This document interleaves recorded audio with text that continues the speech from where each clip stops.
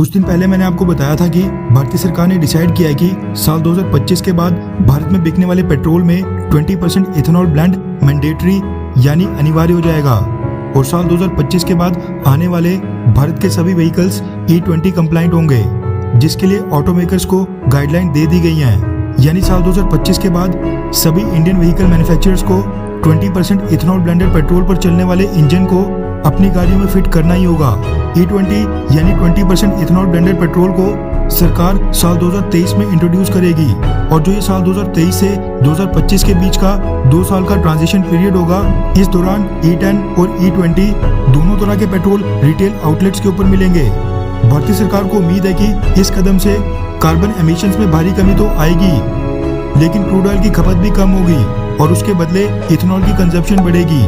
और जो पैसा आज की डेट में सऊदी अरेबिया और बाकी मिडिल ईस्ट की कंट्रीज में जाता है वो सीधा भारत के गन्ना किसानों की जेब में जाएगा। इथेनॉल ब्लेंडिंग वाले कदम से देश के इंपोर्ट बिल में भारी गिरावट भी आएगी और ये चीज तो हमको पता है कि इथेनॉल ब्लेंडिंग से हमारा जितना भी पैसा बचेगा वो सारा अदरवाइज सऊदी अरेबिया समेत ओपेक देशों को जाना था। साल 2025 के बाद इन ऑयल प्रोड्यूसिंग कंट्रीज को बहुत ही बड़ा नुकसान तो होगा ही, लेकिन उससे पहले आज भी भारतीय सरकार ने एक बहुत ही ह्यूज अमाउंट की बचत कर ली है। भारत ने कितनी बचत की है वो बताने से पहले मैं आपको ये बताना चाहता हूँ कि इंडिया में आज की डेट में जितना भी पेट्रोल बिकता है उसका तकरीबन 80% पेट्रोल E10 ब्लेंडेड होता है, यानी उसमें 10% इथेनॉल ब्लेंडेड होता है। ये चीज अगस्त महीने में भारतीय सरकार के petroleum and natural gas secretary Tarun Kapoor ने बताई थी और कहा था कि अगले साल तो ये 80% बढ़कर 100% हो जाएगा, यानी साल 2022 के बाद भारत में बिकने वाला सारा पेट्रोल E10 ब्लेंडेड होगा। चलो ये चीज तो खैर सामने आ गई कि भारत में E10 ब्लेंडेड पेट्रोल आज भी बिक रहा है, लेकिन ये फिगर सामने नहीं आया था कि पेट्रोल में 10% इथेनॉल ब्लेंड करने से भारतीय सरकार ने आखिरकार कितने पैसे बचा लिए हैं जो अदरवाइज विदेशों में जाते।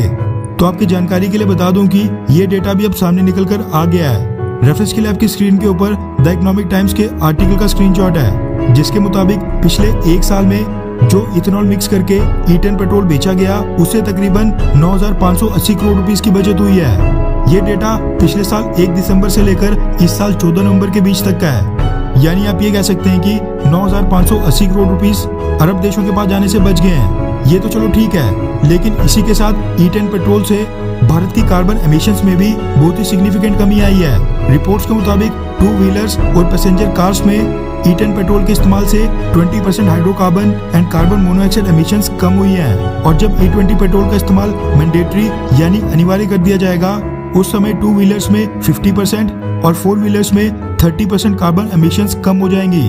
आगे आने वाले सालों में इथेनॉल की डिमांड बहुत ही ज्यादा बढ़ने वाली है। अब ये चीज तो खैर सबको पता है कि आगे आने वाले सालों में इथेनॉल की डिमांड बहुत ही ज्यादा बढ़ने वाली है। द इकोनॉमिक टाइम्स के मुताबिक आज की डेट में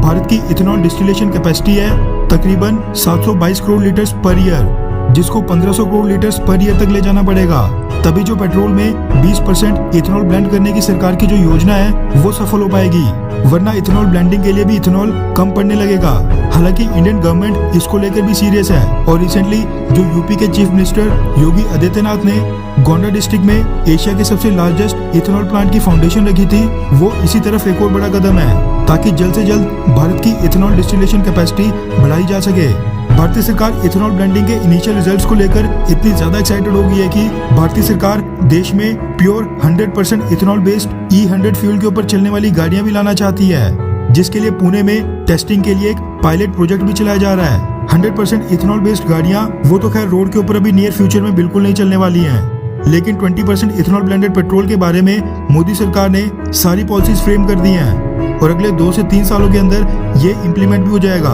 जिसके बाद क्रूड ऑयल की डिमांड ऑटोमेटिकली कम हो जाएगी और कई बिलियन डॉलर्स सऊदी अरेबिया समेत ओपेक देशों को नहीं जाएंगे। खैर, वैसे आपको क्या लगता है कि इथेनॉल ब्लेंडिंग क्या मोदी सरकार का ये बिल्कुल सही कदम है, हाँ या फिर नहीं? नीचे कमेंट करके अपनी राय जरूर बताएं।